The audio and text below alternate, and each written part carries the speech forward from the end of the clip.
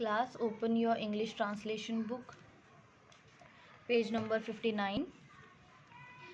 Exercises for practice.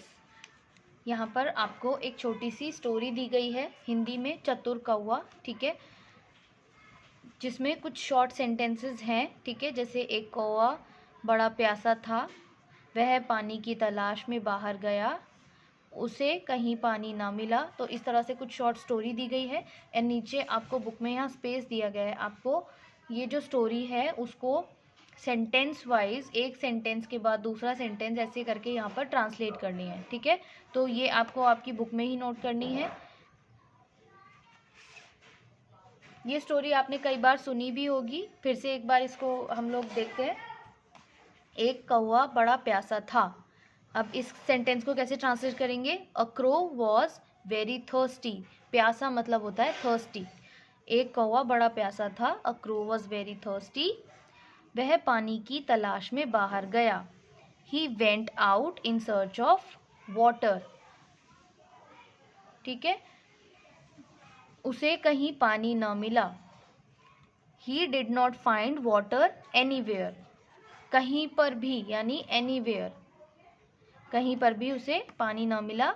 जब वह बाग के ऊपर से उड़ रहा था, उसने एक मटका देखा। When he was flying over the garden, he saw a pot. मटके को इंग्लिश में कहते हैं पॉट।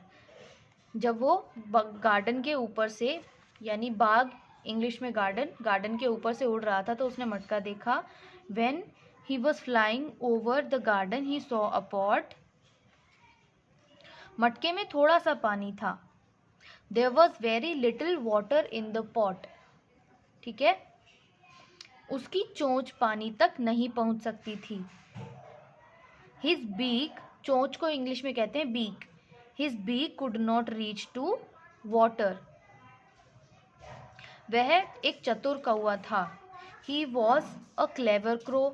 वो एक clever crow था। चतुर मतलब clever, वो एक clever crow था। He was a clever crow. उसने कुछ कंकड़ इकट्ठे किए। कंकड़ को इंग्लिश में कहते हैं पेबल। तो उसने कुछ कंकड़ इकट्ठे किए। He collected some pebbles. उसने उनको मटके में गिराया। गिराने के लिए इंग्लिश में हम यूज़ करते हैं drop. He dropped them into the pot. पानी ऊपर आ गया। The water came up. अब आप सोच रहे होंगे कि कम क्यों नहीं बोला, केम क्यों बोला, या ड्रॉप क्यों नहीं बोला, ड्रॉप्ड क्यों बोला? क्योंकि जब भी हम कोई स्टोरी बताते हैं तो वो पास्ट में होती है, ठीक है। यानी कोई कहानी कब बनती है? जब वो पास्ट में हो चुकी होती है, तभी तो हम उसे प्रेजेंट में सुनाते हैं। तो जब भी हम पास्ट में कोई भी अगर सेंटेंस होते हैं उनको ट्रांसलेट करते हैं तो उसमें वर्ब की पास्ट फॉर्म यूज़ करते हैं, ठीक है, सेकेंड या फिर थर्ड फॉर्म यूज़ करते हैं। तो इसीलिए यहाँ पर ड्रॉप को ड्रॉप्ड, कम को केम, ऐसे पास्ट फॉर्म में इन वर्ब्स को यूज़ किया है, ठीक। So he dropped them into the pot. पानी ऊपर आ गया. The water come up. उसने पानी पिया और उड़ गया. He drank water and flew away. Drink नहीं बोल करके ड्रैंक बोला, क्योंकि जैसा मैंने अभी बताया पास्ट की स्टोरी है. So he drank water and fly होता है उड़ना, इसका पास्ट हो गया फ्लू अवे, ठीक। ये आपको आपकी बुक में नोट करना है, ठीक है।